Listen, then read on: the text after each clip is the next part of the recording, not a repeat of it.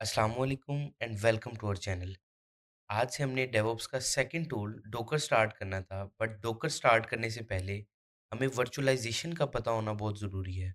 तो इसलिए आज हम पहले वर्चुअलाइजेशन को जानेंगे कि वर्चुअलाइजेशन क्या होती है। तो चलें स्टार्ट करते हैं। जैसे आप जानते हैं कि हर एक मशीन में, हर कंप्यूटर में 3 चीज़ें होती हैं, रैम, हार्ड और सीपीयू। तो अब मेरे पास एक सुपर कंप्यूटर है जिसकी 128 जीबी रैम है, 32 जीबी सीपीयूज़ हैं और 6 टीबी हार्ड है।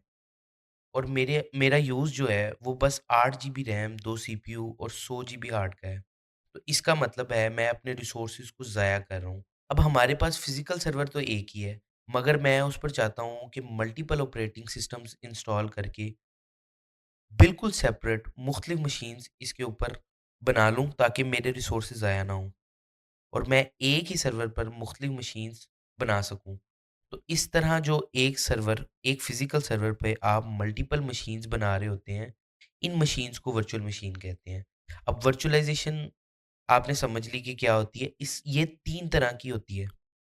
एक तो है कि आपने अपनी मशीन पर विंडो इंस्टॉल की, विंडो इंस्टॉल करने के बाद उसके ऊपर एक सॉफ्टवेयर इंस्टॉल किया और उस सॉफ्टवेयर की मदद से आप अपनी मशीन पे वर्चुअल मशीन्स क्रिएट करें। इस तरह की वर्चुअलाइज़ेशन बिल्कुल सिंपल वर्चुअलाइज़ेशन कहलाती है और इसके लिए हम जो सॉफ्टवेयर इस्तेमाल करते हैं वो है वर्चुअल बॉक्स या फिर वीएमवेयर। अब दूसरी तरह की वर्चुअलाइज़ेशन क्या होती है, इसमें आप फिज़िकल सर्वर पे आपको दोबारा से विंडोज़ इंस्टॉल करके उसके ऊपर सॉफ्टवेयर इंस्टॉल करने की ज़रूरत नहीं है। आप डायरेक्ट ही जो फिज़िकल सर्वर है, उसके ऊपर एक सॉफ्टवेयर इंस्टॉल कर सकते हैं और उसकी मदद से आप वर्चुअल मशीन्स क्रिएट कर सकते हैं।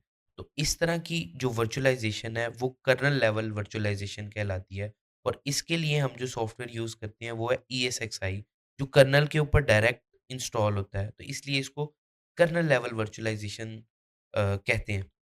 अब इन दोनों तरह की वर्चुअलाइज़ेशन में आप लोग बेस मशीन की रैम, हार्ड और सीपीयू को यूज़ कर रहे थे। लेकिन हर मशीन में आपको ऑपरेटिंग सिस्टम बिल्कुल सेपरेट इंस्टॉल करना पड़ता था। लेकिन जो थर्ड तरह की वर्चुअलाइज़ेशन है, इसमें आप ओएसबी बेस का यूज़ करते हैं। मतलब कि इसने पावरफुल बना दिया वर्चुअलाइज़ेशन को और आपको दोबारा से ऑपरेटिंग सिस्टम इंस्टॉल नहीं करना पड़ रहा। आपने एक दफ़ा बेस पे ऑपरेटिंग सिस्टम इंस्टॉल कर दी है, आपके फ़िज़िकल सर्वर पे। अब जो आप वर्चुअल मशीन क्रिएट करेंगे, तो वो अपना ऑपरेटिंग सिस्टम नहीं रखता होगा। वो बिल्कुल 95% तो ऑपरेटिंग सिस्टम सेम ही होता है। वो सिर्फ़ वो जो 5% है एक्स्ट्रा वो अपने पास रखेगा। तो ये एक पावरफुल बना देता है कि आप ऑपरेटिंग सिस्टम भी बेस का इस्तेमाल कर रहे हैं। तो इस तरह की वर्चुअलाइज़ेशन को हम ओएस लेवल वर्चुअलाइज़ेशन कहते हैं।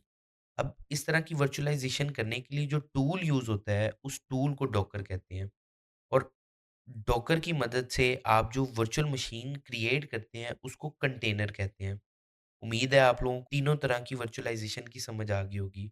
तो अब हमें करना क्या है कि अब इस कोर्स को कंटिन्यू करने के लिए हमें जो है, जो सिंपल वर्चुअलाइज़ेशन है उसको यूज़ करना है। मीन्स कि अभी मैं आप लोगों को दिखाऊँगा कि किस तरह से हम फ्री एक सॉफ्टवेयर है वर्चुअल बॉक्स, उसको डाउनलोड कर सकते हैं अपने विंडोज़ में।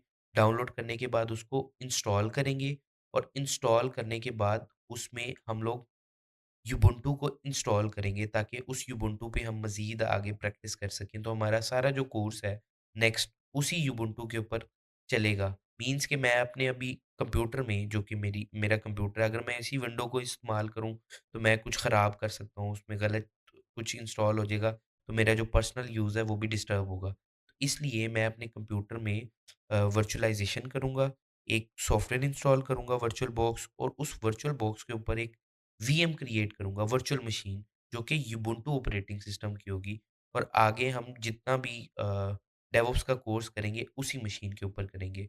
उम्मीद है आप लोगों को समझ आ गई होगी। नेक्स्ट वीडियो में हम लोग वर्चुअल बॉक्स को डाउनलोड करके उस पे यूबुंटू इंस्टॉल करेंगे और देखेंगे कि किस तरह से वर्चुअलाइज़ेशन हम कर सकते हैं। मिलते हैं नेक्स्ट वीडियो में, तब तक के लिए अल्लाह हाफ़िज़।